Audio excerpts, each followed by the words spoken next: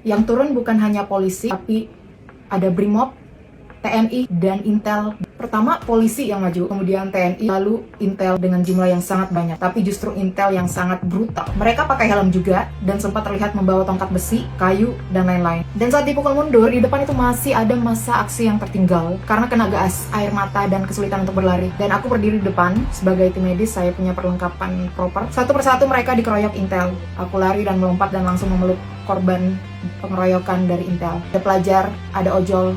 Mereka dipukuli beramai-ramai, dikeroyok. Saat itu aku menggunakan baju pink dan atribut medis. Itu aku memeluk korban dan berteriak, mundur ke Intel, lalu Intel bubar dan menarik korban untuk mundur ke belakang. Sepanjang malam, setidaknya hingga pagi hari, aku mengobati korban. Lukanya macam-macam, mata perih, wajah perih, kehabisan napas, kepala sobek, tangan bengkak, punggung memar, kaki memar, lebam, dan yang paling dibutuhkan waktu itu bukan obat mahal, tapi oksigen, air, odol bahkan, dan masker. Itu sangat menjadi penyelamat. Tapi yang bikin aku marah justru sangat banyak aparat baik yang berseragam maupun yang tidak berseragam ikut mengintimidasi. Aku sempat dipaksa untuk membuang selongsong bekas peluru gas air mata ini yang sengaja aku simpan di tas medis. Kemudian aku ditodong dan diancam oleh pria tegap berpakaian biasa. Itu aku langsung tanya, "Bapak siapa? Dan dasar aturannya apa?" Terus dia jawab, "Saya anggota." Lalu saya jawab, "Saya nggak peduli. Aturannya mana?" Namun tetap diintimidasi sampai saya harus berteriak di tengah-tengah polisi dan meminta tolong. Lalu responnya biasa aja dong. Bukan cuma itu, aku melihat sendiri banyak motor yang dirusak oleh aparat yang tidak berseragam ini.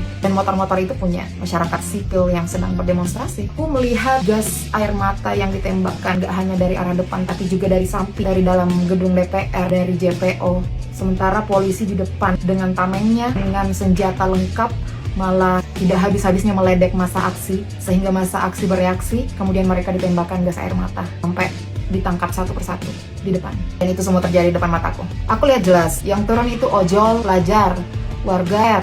Mereka marah, tapi marahnya organik, bukan bayaran. Mungkin tidak bisa saya jamin, tapi saya sangat yakin yang bayaran justru yang datang berlawanan arah dari kami dan menyerang kami, baik yang berseragam maupun yang tidak berseragam. Dan malam itu mereka menggebuk manusia dan motor habis-habisan. Malam itu aku belajar, kekerasan negara itu nyata. Mereka nggak segan-segan menyakiti rakyat. Bahkan tim yang mengaku pers, medis sekalipun, ditembakkan gas air mata, diintimidasi tanpa alasan yang jelas. Tapi di tengah ketakutan, suasana mencekam seperti itu, ada keberanian massa aksi yang nggak habis-habis. Ada solidaritas bantuan logistik, medis, minuman, makanan dari warga untuk masa aksi. Ada orang-orang yang saling jaga, saling melindungi. Cerita ini nggak boleh hilang. Jangan diam, suarakan, ingatkan, sebarkan. Karena kalau kita biarkan, bisa saja besok giliran kita yang kena dan jadi korban. Biarkan fakta bersuara.